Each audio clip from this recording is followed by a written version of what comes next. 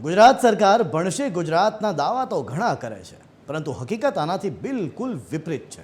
તેનું ઉદાહરણ છે વડિયાનું જવાહર બાલ મંદિર. શા માટે? ચાલો જોઈએ.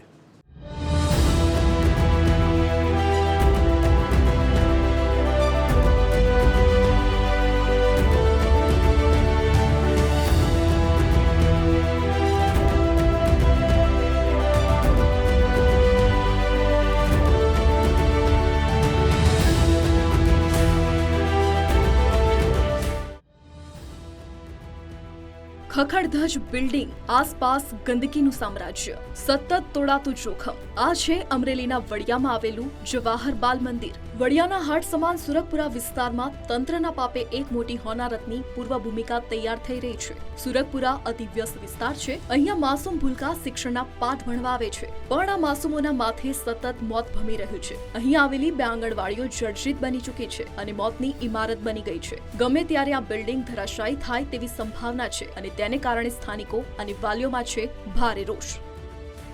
બાળકોને મૂકવા આવી છીએ ત્યારે ખૂબ ખરાબ સ્થિતિ છે અને આવી છીએ ત્યારે ક્યાંય આ બધું પાડવાની વ્યવસ્થા બધું કરો. સરકારને એટલી વિનંતી કરી છે ક્યાંય ચોખ્ખાઈ હોવી જોઈએ. આ બધા દુકાનો વાળા અહીં બધા બાથરૂમ આવે છે, અમારે ખૂબ મુશ્કેલી પડે છે. ઇમારત તો જર્જરિત છે જ, સાથે જ અહીંયા ગંદકી પણ અપાર છે. આટલું ઓછું હોય તેમ આસપાસના દુકાનો આ જર્જરિત ઇમારતનો ઉપયોગ શૌચાલય તરીકે કરી રહ્યા છે, જેને કારણે અસહ્ય દુર્ગંધને કારણે બાળકોના સ્વાસ્થ્ય સાથે પણ ચેડા થઈ રહ્યા છે. અને આ અંગે અનેક વખત રજૂઆતો થઈ ચૂકી છે, પરંતુ કોઈ નિરાકરણ આવ્યું નથી. છે કે પહેલા તો અહીં સ્વચ્છતાની જરૂર છે, કારણ કે આજુબાજુના લોકો અહીં પેશાબ પાણી કરવા આવે છે અને ગંદકી ફેલાવે છે. એટલે ખાસ તો એટલી જરૂર છે કે પહેલાં તો આ સ્વચ્છ કરાવવું. અને જે આ જર્જરિત હાલમાં બિલ્ડિંગો છે ત્યાં બાળકોને જોખમ છે જવાવવા માટે.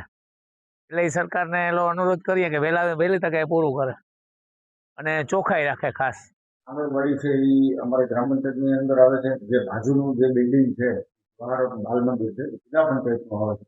અત્યારે અમારા ધ્યાનમાં આવ્યું છે, તો જેથી કરીને અમે જિલ્લા પંચાયતને લેખિતમાં આજની તારીખમાં અમે લેટર લખીને આપીએ.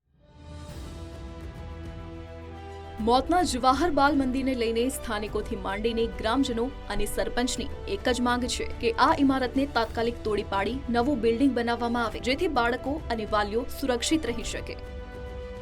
નાના ફૂલકાઓ અહીંયા અભ્યાસ કરતા હોય છે. નાના ફૂલકાઓ આંગણવાડીએ તેમના વાલીઓ અવરજવર મૂકવા માટેથી આવતા હોય છે, પરંતુ આ અમરેલી જિલ્લા વહીવટી તંત્રની ક્યાંક ને ક્યાંક મોટી ઘોર બેદરકારી જોવા મળી રહી છે. અથવા તો આપણે એવું પણ કહી શકીએ છીએ કે અહીં કોઈ મોટી દુર્ઘટના સર્જાય તેની રાહ પણ જોઈને બેઠા હોય, એ પણ આપણે માની શકીએ છીએ.